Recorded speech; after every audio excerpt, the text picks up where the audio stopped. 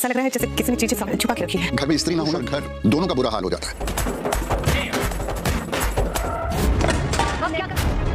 तुमने कभी नृत्य किया है? भाई हमारे लिए हमारी तरफ से आशीर्वाद।